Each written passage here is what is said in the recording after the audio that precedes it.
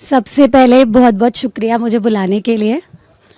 और जैसे कि मैं यहाँ पर आई हूँ और मुझे बताया गया था कि विमेन के बारे में बात करनी है, तो मैंने एक चीज़ अपने जहन में सोची उस वक्त कि विमेन एम्पावरमेंट एक ऐसी चीज़ है, जैसे मैं एक विमेन हूँ एंड मैं अपने आप में एम्पावर्ड फील करती हूँ। तो मुझे ऐसा कई बार हमेशा ऐसा लगता था कि मुझे क्या ज़रूरत है विमेन एम्पावरमेंट के बारे में बात करने की। मैं हमेशा सोचती थी कि जब भी ऐसे विमेन एम्पावरमेंट पे बात हो तो लाइनअप लड़कों का होना चाहिए जो इस बारे में बात करें, जिनको इस बारे में बात करनी चाहिए। तो एक बहुत ही प्यारा सा गाना है जो मैं एंड में सुनाऊंगी, जिसने मुझे बहुत मोटिवेट किया है मेरी लाइफ में। और एक छोटी सी मतलब स्टोरी है, कहानी है, कविता है, आप उसको जैसे समझ पाए। तो ये मैंने कल ही अपने ऑफिस में बैठकर लिखी है, तो मैं ये पढ़कर सुनाना चाहूँगी कि लाइफ में क्या होता है ना, हम बहुत सारी चीज़ें देखते हैं, अच्छी बुरी, उतार चढ़ाव। मैं एक एनिमल और जेंडर राइट एक्टिविस्ट भी हूँ, तो मैं उसके लिए काम करती हूँ। और जब मैं इन सारी चीज़ों के बारे में काम करती हूँ और बात करती हूँ तो मुझे बहुत तरीके के एक्सपीरियंसेस मिलते हैं, जो कि कभी अच्छे होते हैं, कभी बुरे होते हैं। लेकिन इन सब के अलावा भी मेरी एक ज़िंदगी है जिसमें थोड़े पर्सनल एक्सपीरियंसेस होते हैं, तो उससे ही कुछ है जो मैं सुनाना चाहती हूँ। एक लड़की जिसका कोई प्रेमी ना था। एक लड़की जिसका कोई प्रेमी ना था। वो लड़की सुबह उठती है और छत पर सूरज के आने का इंतजार करती है। चिड़ियों को देख साथ उड़ जाने का प्रस्ताव रखती है। उसने जब भी पैरों में घुंघरू बांधे, बादलों ने उसका साथ दिया। बरसात को छूकर उसने पानी को भिगो देना चाहा। उसे भाता था चांद को तकना, किसी भी व्यंग पर ठहाके मार के हंसना। वो चांद संग छत पर टहलती, नज़्मों और गज़लों को अपने जूड़े में बांध के सो जाती। उदासी सोते वक्त उसके होठों के कोने से उतरकर उसके तकिए के नीचे छिप जाती। वो गाती और हजार मुस्कानें अपने पीछे छोड़ जाती। उसकी आंखों के गड्ढों में अक्सर उदासी भी खुशी बनकर बैठ जाती। वो पक्षियों, पेड़ पौधों और जानवरों को खूब भाती। वो लड़की भटकती जंगलों में, घूमती, होठों से चांद के लब चूमती, पकड़ती तितलियां और आकाश की ओर छोड़ देती। तब तक उस लड़की का कोई प्रेमी न था। उम्र बढ़ी और वो जंगल से दूर शहर जा पहुंची। भटकना रास्तों का दिया हुआ अभिशाप निकला। वो दूसरे जंगल जा पहुंची जहां उसे मिला प्रेम। लड़की को जरा भी इल्म न था। लड़की ने पहले की तरह प्रेम को अपनी दिनचर्या और अपने ख्वाबों से मिलाया। चांद, हवा, पक्षी, नज़्में, किस्से, कविताओं से मिलाया।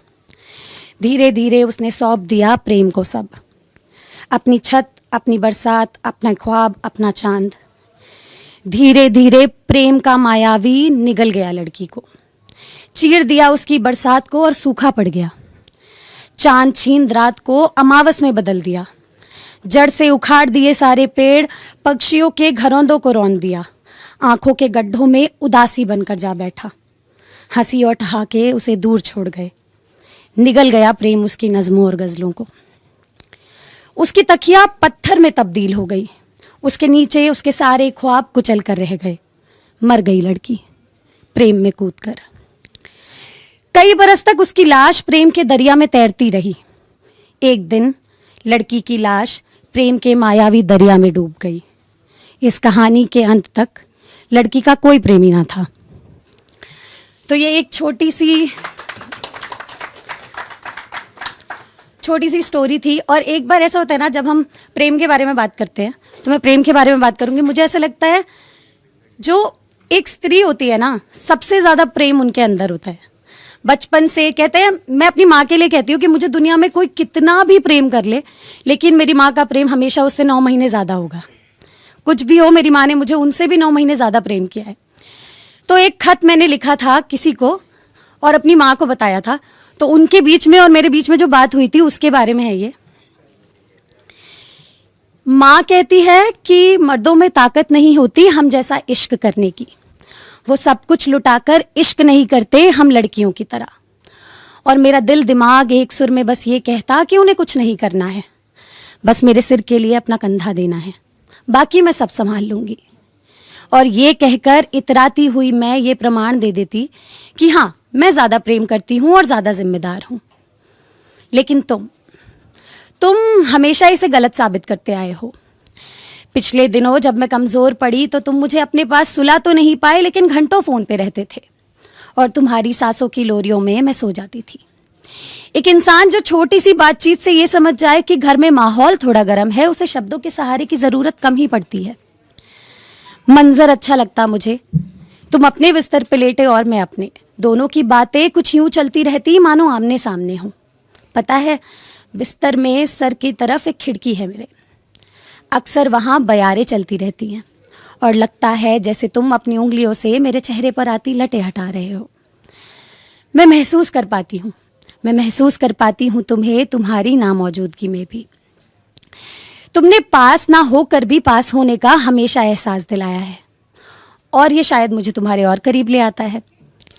मैं माँ को तुम्हारे बारे में बताना चाहती हूँ, लेकिन मैं माँ से क्या कहूँगी, इसलिए मैं खुद को तुम्हारी ही कह पाती हूँ। उसके बाद का तुम कभी तय कर पाओ तो बता देना।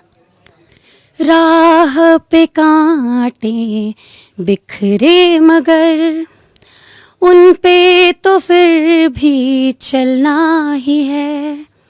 सांझ छिपा ले सूरज अगर, रात को एक दिन ढलना ही है। रुत ये टल जाएगी, हिम्मत रंग लाएगी, सुबह फिर आएगी हो। ये हौसला कैसे झुके, ये आरज़ू कैसे रुके।